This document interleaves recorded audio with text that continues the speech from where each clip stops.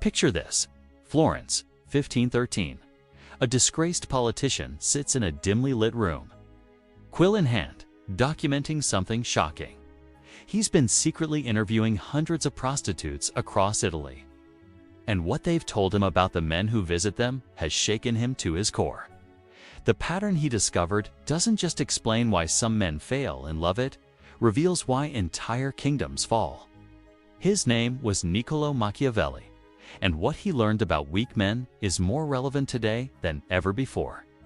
Stay with me, because by the end of this video, you'll never look at power, relationships, or masculinity the same way again. What's up, everyone? If you're new here, welcome to a channel where we dive deep into history's most controversial figures and extract timeless wisdom that actually matters in your life today. And if you're already part of this community, you know we don't do surface-level content here. We go deep. Today, we're exploring one of the most misunderstood minds in history, Niccolo Machiavellian, a lesser-known aspect of his research that reveals uncomfortable truths about human nature. Hit that subscribe button and turn on notifications because this is going to get intense.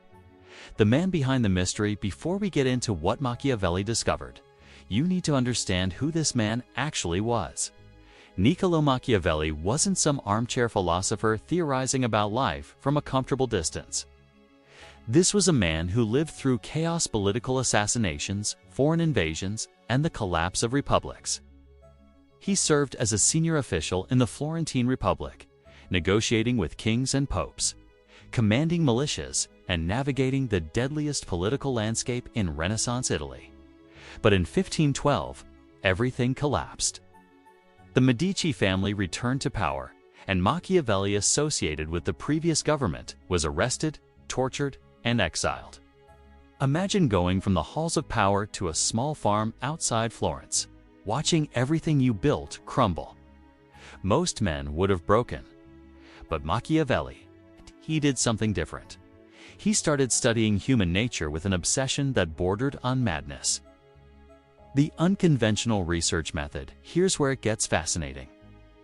During his travels throughout Italy, both before and after his exile, Machiavelli frequently visited brothels, but not for the reasons you might think. Yes, he was a client, but he was also an observer, a researcher, a student of human behavior. And the prostitutes he encountered became his unwitting professors in the University of Human Weakness.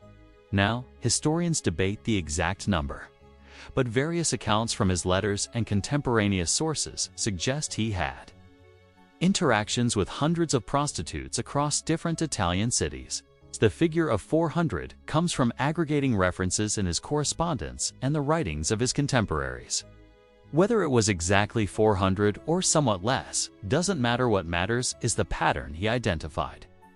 These women saw men at their most vulnerable. When wealthy merchants, politicians, soldiers, and noblemen visited them, they dropped their public masks. And Machiavelli, with his sharp political mind, recognized that these women possessed a unique window into male psychology that no court or council chamber could provide. The first terrifying truth: weak men worship what they cannot control. What did the prostitutes tell Machiavelli? The first pattern was chilling. The weakest men, the ones most pathetic, most desperate, most willing to debase themselves, were invariably the ones who pedestalized women, not respected them, mind you. Pedestalized them, put them on an untouchable throne, and then groveled beneath it. These men would confess their deepest insecurities, beg for affection, and become emotionally dependent on women they were literally paying for time with. They'd return week after week, sometimes going into debt, convinced that this transactional relationship held some deeper meaning. Machiavelli observed that these same patterns played out in politics. The weakest princes were those who desperately sought approval from foreign powers, who betrayed their own interests for the fleeting warmth of acceptance. Just as weak men in brothels gave away their dignity for the illusion of intimacy, weak rulers gave away their sovereignty for the illusion of friendship. The prostitutes told him something else. These weak men were always surprised when they were ultimately used and discarded. They genuinely believed their devotion would be rewarded. They couldn't comprehend that respect and power aren't earned through worship, they're commanded through strength. The second truth, the illusion of control through giving. The second pattern Machiavelli documented was even more insidious. Many men visited prostitutes not primarily for physical pleasure, but to feel needed. They'd shower these women with gifts, money beyond the agreed price, promises of rescue from their profession. Why? Because it gave them a sense of control. Here's the paradox. By giving excessively, they felt powerful. But the prostitutes saw through it immediately. These men weren't being generous from a position of abundance. They were buying the illusion of being important to someone. And that desperation. It repelled genuine respect. Machiavelli connected this to political leadership. Weak leaders try to buy loyalty through excessive generosity. They drain their treasuries, keeping everyone happy, convinced that their giving makes them beloved. But Machiavelli argued, and the prostitutes confirmed through their observations, that this strategy backfires. People begin to expect the generosity, then demand it, then resent you when it inevitably runs out. You're not respected for your giving. You're exploited because of it. The strongest clients, the prostitutes reported, were those who paid fairly but expected equal value in return. They didn't overpay seeking validation. They didn't underpay seeking dominance through cheapness. They understood the transaction for what it was and maintained their dignity within it. The third truth, weak men cannot handle disinterest. This might be the most relevant observation for modern times. Machiavelli noted that prostitutes could identify a weak man within minutes by one simple test. How did he react to ambivalence or disinterest? Strong men, when encountering coolness or rejection, would either walk away unbothered or adjust their approach strategically. Weak men, they became obsessed. They'd return repeatedly to the same woman who showed them the least interest. They'd pay more, talk more, promise more, all to win over someone who is fundamentally uninterested. The prostitutes explained to Machiavelli that this was their most reliable source of income. Men who couldn't handle not being wanted. These men would ruin themselves financially and emotionally chasing validation from someone. It's clearly signaled disinterest. Machiavelli saw this pattern everywhere in politics. Weak princes obsessed over alliances with nations that openly disdained them. They'd send gifts, make concessions, weaken their own positions, all to win the approval of those who would never genuinely respect them. Meanwhile, strong princes focused their energy on those who already saw mutual benefit in alliance. The fourth truth, weak men confuse submission with love, perhaps. The darkest observation came from prostitutes who catered to men with submissive tendencies. Machiavelli was fascinated by this because it revealed something profound about the psychology of weakness. These men didn't want partnership or even pleasure in the traditional sense. They wanted to be dominated, to surrender decision-making, to be released from the burden of their own agency. And they'd convinced themselves this surrender was a form of devotion, even love. But here's what disturbed Machiavelli. These same men, in their public lives, often wielded authority over others. They were merchants who exploited workers, minor nobles who tyrannized peasants, officials who abused their positions. Their private submission wasn't humility, was an escape from the guilt and anxiety of their public cruelty. Machiavelli theorized that men who lack genuine inner strength oscillate between two extremes, dominating those weaker than themselves and submitting to those they perceive as stronger. They never find the balance of self-possessed strength that allows for both leadership and partnership without psychological extremes. The prostitutes confirmed this. The clients who were most cruel or most submissive were often the same men at different times, depending on the power dynamic. True strength, Machiavelli concluded, is consistent. It doesn't require domination to feel powerful, nor submission to feel relieved of power's burden. The fifth truth, weak men cannot separate fantasy from reality. The final pattern might explain our modern world better than anything else. Machiavelli observed that the weakest clients were those who couldn't maintain the boundary between the theater of the brothel and reality. Prostitutes would perform whatever role the client paid for: the young, innocent, the dominant matriarch, the passionate lover. It was theater. The strongest clients understood and appreciated this performance for what it was. The weakest clients convinced themselves it was real. They'd fall in love with a performance. They'd make life decisions based on a fantasy. They'd neglect their actual families, businesses, and responsibilities for a relationship that existed only in their imagination. And when reality inevitably intruded, when the prostitute took other clients, or laughed about them with colleagues, or simply failed to maintain the illusion during an off moment, these men would be devastated, sometimes violently so. Machiavelli saw this same pattern destroy political leaders. They'd fall in love with their own propaganda, believe their own mythology, and make catastrophic decisions based on a fantasy version of reality. A prince who believes his own legend becomes reckless. A prince who knows his legend is a useful tool remains strategic. Machiavelli's synthesis. The principle of vertigue. So what did Machiavelli do with all these observations?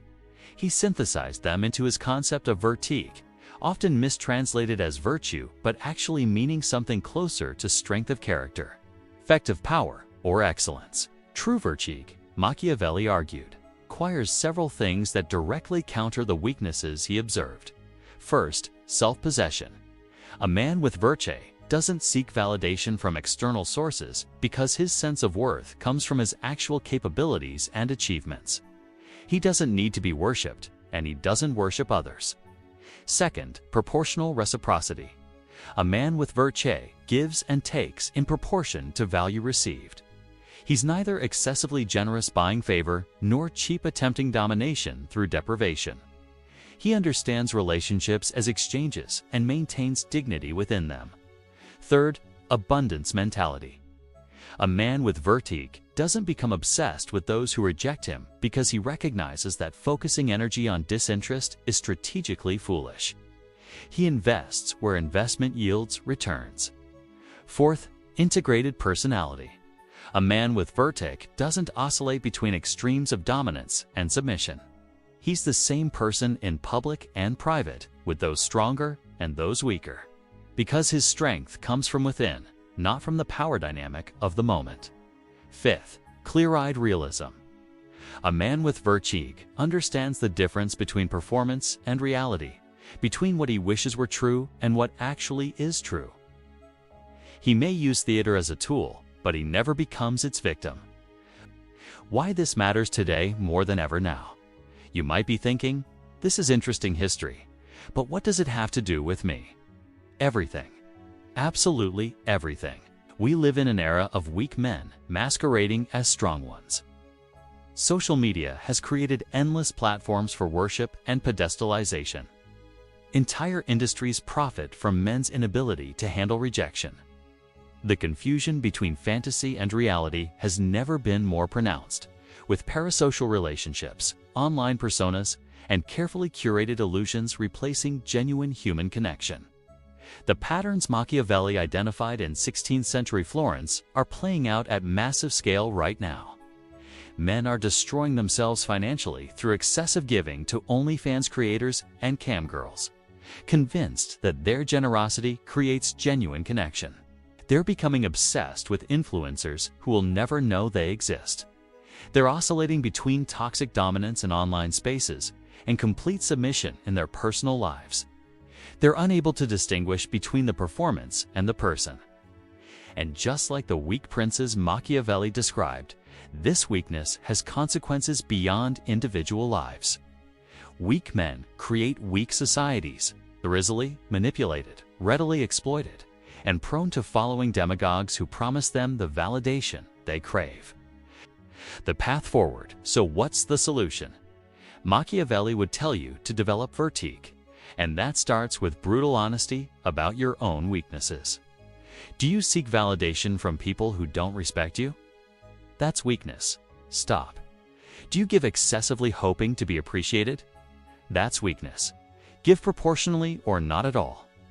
Do you become obsessed with those who show you disinterest? That's weakness. Redirect your energy. Do you oscillate between dominating and being dominated? That's weakness. Find your center. Do you confuse fantasy with reality? That's weakness. See things as they are. Strength isn't about domination. It's not about suppressing emotion or treating people as objects. True strength, the kind Machiavelli spent his life studying, is about self-possession, strategic thinking, and unflinching realism about human nature, including your own. The prostitutes of Renaissance Italy taught Machiavelli what weak men look like at their most vulnerable. They showed him the patterns of failure in their most concentrated form. And he used those observations to develop a philosophy of power that has survived for 5 centuries because it's rooted in uncomfortable truths about human psychology. Here's the bottom line. Machiavelli's observations from brothels and political courts revealed the same fundamental truth. Weakness follows predictable patterns. It worships what it cannot control. It tries to buy what must be commanded. It obsesses over rejection. It oscillates between extremes. And it cannot distinguish between performance and reality. But here's the empowering part. If weakness follows patterns, then strength can be learned. You're not doomed to repeat the mistakes of the weak men Machiavelli studied. You can choose differently. You can develop virtue. You can become self-possessed, strategic, and reality-based in your approach to power, relationships, and life. The question is, will you? Or will you continue following the same patterns that have destroyed weak men for centuries? If this video challenged you, good. That means you're still capable of growth. Hit that like button if you got value from this. Subscribe for more deep dives into historical wisdom that actually matters. And drop a comment telling me, which of these 5 patterns of weakness did you recognize in yourself? Because we can't fix what we won't acknowledge. I'll see you in the next video, where we're going even deeper into Machiavelli's controversial ideas.